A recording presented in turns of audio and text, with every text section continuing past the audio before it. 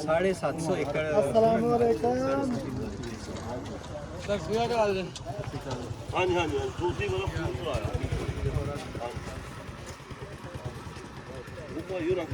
कोई नहीं इंशाल्लाह होएगा काम। शाह साहब ने पिंड के किसान ने वाई बीजी का काम कर नहीं नहीं वो मेहनती बंदे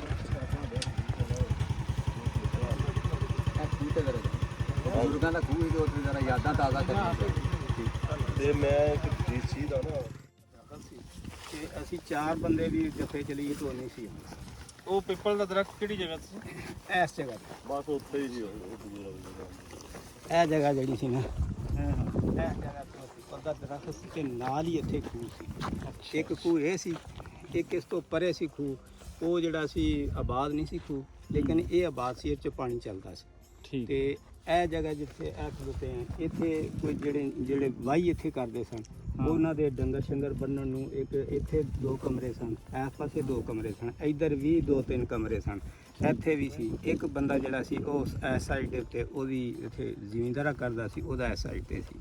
ਇਹ ਇਹਨੂੰ ਫੇਰੇ ਵਾਲਾ ਖੂਹ ਆਖਦੇ ਹਨ। ਤੇ ਇਹਦਾ ਇਹ ਏਰੀਆ ਜਿਹੜਾ ਹੈ ਕਾਫੀ, ਜਿੱਥੋਂ ਦਰਖਤ ਨੇ ਉੱਥੋਂ ਲੈ ਕੇ ਤੇ ਉਹ ਜਿੱਥੋਂ ਤੱਕ ਇਹ ਬੰਨਾ ਦੀ ਹੱਦ ਤੇ ਇਹ ਏਰੀਆ ਸਮਝੋ ਇੰਨਾ ਜਿਹੜਾ ਸੀ ਇਸ ਖੂਹ ਦਾ ਹੈ। ਖੂਹ ਦਾ ਏਰੀਆ ਡੇਰਾ ਟਾਈਪ ਬਣਿਆ ਸੀ। ਇਹਨੂੰ ਫੇਰੇ ਵਾਲਾ ਖੂਹ ਆਖਦੇ ਨੇ। ਡੇਰੇ ਵਾਲਾ ਖੂਹ ਤੇ ਇੱਥੇ ਹੀ ਉਹ ਬਜ਼ੁਰਗ ਜਿਹੜੇ ਸਨ ਉਹ ਜਦੋਂ ਫਿਰ ਇੱਥੇ ਹੀ ਉਹ ਰਹਿ ਗਏ ਤੇ ਫਿਰ ਇਹ ਉਹ ਖੂਹ ਸੀ, ਯਾਨੀ ਕਿ ਇਹ ਇੰਨਾ ਵੱਡਾ ਏਰੀਆ ਸੀ ਉਹਨਾਂ ਦੇ ਕੋਲ। ਇਸ ਖੂਹ ਤੇ ਫਿਰ ਰਹੇ ਹੋ ਉਹ ਕਿੰਨਾ ਕਰਸਾ ਰਹੇ ਸੀ?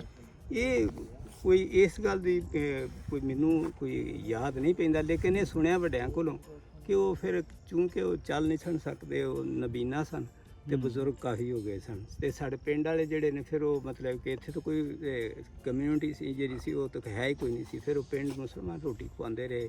ਉਹ ਜਿੰਨੀ ਦੇਰ ਰਹੇ ਇੱਥੇ ਉਹ ਫਿਰ ਉਹਨਾਂ ਇਲਾਜ ਮੁਆਵਜ਼ਾ ਵੀ ਕਰਦੇ ਰਹੇ।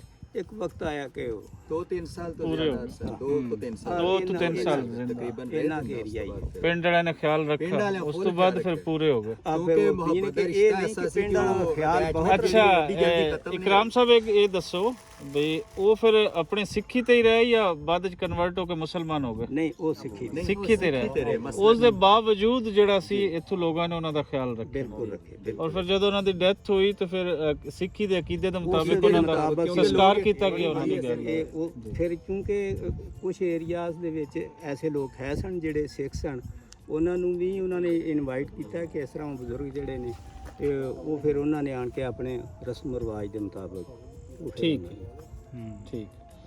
ਤੇ ਹੁਣ ਜੀ ਜਸ਼ਨ ਸਿੰਘ ਬਾਜਵਾ ਜੀ, ਉਹਨਾਂ ਦੀ ਯਾਦਗਾਰ ਤੇ ਜਿੱਥੇ ਉਹ ਰਹੇ ਉਹ ਖੂਹ ਤੇ ਰਿਹਾ ਨਹੀਂ, ਉਹ ਜਿੱਥੇ ਕੁਟਿਆ ਸੀ ਜੀ ਜੀ ਉਸ ਐਗਜ਼ੈਕਟ ਉਸੇ ਜਗ੍ਹਾ ਤੇ ਉਸੇ ਜਗ੍ਹਾ ਤੇ ਦੇਖੋ ਮੈਂ ਇਹ ਜਿਹੜੇ ਨਾ ਇੱਥੇ ਜਿਹੜੇ ਇਹ ਮਕਾਨ ਆ ਜਿੱਥੇ ਅਸੀਂ ਡੰਗਰ ਸ਼ੰਗਰ ਹੀ ਬੰਦੇ ਹਨ ਤੇ ਆਪਣਾ ਇੱਕ ਕਮਰਾ ਹੋਣਾ ਜਿੱਥੇ ਟੋਕਾ ਸ਼ੋਕਾ ਲਾਇਆ ਹੁੰਦਾ ਤੇ ਉੱਥੇ ਸੌਣਾ।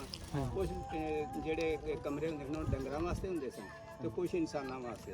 ਉਹ ਫਿਰ ਇੱਥੇ ਉਹ ਇਹ ਏਰੀਆ ਜਿਹੜਾ ਸੀ, ਇਹ ਜਿਹੜਾ ਏਰੀਆ ਹੁੰਦਾ ਇਹ ਸਾਰਾ ਉਹ ਦੀਵਾਰ ਜਿਹੜੀ ਹੈ ਆਪਣਾ ਬੰਨੇ ਤੱਕ ਉਹ ਉੱਥੋਂ ਤੱਕ ਉਹ ਜਿਹੜੇ ਹਨ ਕਮਰੇ ਸਨ ਤੇ ਮੁਖਤਲਿਫ।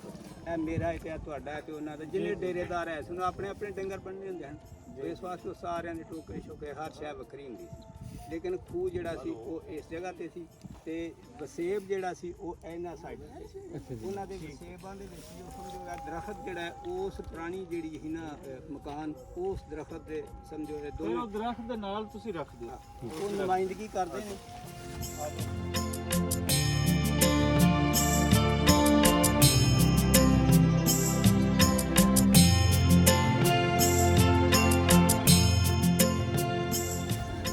ਪਰਾਂ ਕਰ ਦੋ ਬੇਟੇ, ਪਰਾਂ ਕਰ ਦੋ ਲੱਕੜੀਆਂ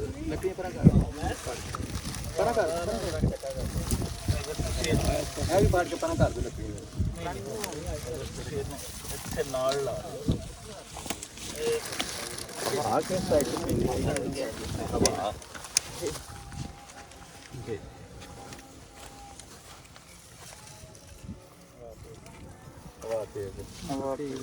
ਹਵਾ ਤੇ ਰੂਲਾਂ ਨੂੰ ਅਗਰ ਉੱਲੇ ਪਾਸੇ ਰੱਖ ਲਿਆ ਜਾਏ ਸ਼ਾਇਦ ਟੱਕਾ ਹੋ ਜਾਏ। ਹਵਾ ਉਸ ਸਾਈਡ ਦੀ ਹਾਂਜੀ ਉੱਲੇ ਪਾਸੇ ਰੱਖਣਾ ਹੈ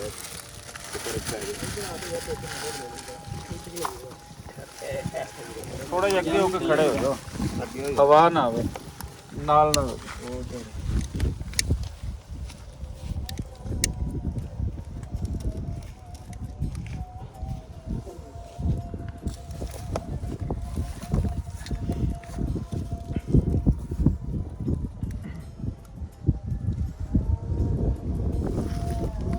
ਇਲਾਮਤੀ ਤੌਰ ਤੇ ਇੱਕ ਇੰਤਹਾਈ ਅਹਿਮ ਚੀਜ਼ ਕਿ ਉਹਨਾਂ ਦੀ ਯਾਦਗਾਰ ਦੇ ਤੌਰ ਤੇ ਜਿਹੜੇ ਬਜ਼ੁਰਗ ਸੀ ਉੱਥੇ ਫੁੱਲ ਔਰ ਮੋਮਬੱਤੀ ਉਹਨਾਂ ਨੇ ਆ ਕੇ ਬਾਲੀ ਹੈ ਤੇ ਇਹ ਇੱਕ ਬੜਾ ਹੀ ਅੱਛਾ ਜੈਸਚਰ ਹੈ ਕਿ ਜਿਹੜੇ ਲੋਕ ਸਾਡੇ 'ਚ ਨਹੀਂ ਉਹਨਾਂ ਨੂੰ ਯਾਦ ਕੀਤਾ ਜਾਵੇ, ਜਿਹੜੇ ਲੋਕ ਪਾਰਟੀਸ਼ਨ ਦਾ ਹਿੱਸਾ ਬਣੇ ਔਰ ਉਸ ਵੇਲੇ ਉਹਨਾਂ ਨਾਲ ਕੀ ਵਾਪਰੀ ਉਹਨਾਂ ਨੂੰ ਯਾਦ ਕੀਤਾ ਜਾਵੇ ਤਾਂ ਜੇ ਆਪਣੇ ਪੁਰਾਣੇ ਉਹਨਾਂ ਏਰੀਆਜ਼ ਦੇ ਨਾਲ ਉਸ ਤਾਰੀਖ ਦੇ ਬਾਰੇ ਜਾਣਕਾਰੀ ਹੋ ਸਕੇ ਕਿ ਪੰਜਾਬ ਨਾਲ ਕੀ ਵਾਪਰੀ, ਪੰਜਾਬੀਆਂ ਨਾਲ ਕੀ ਵਾਪਰੀ।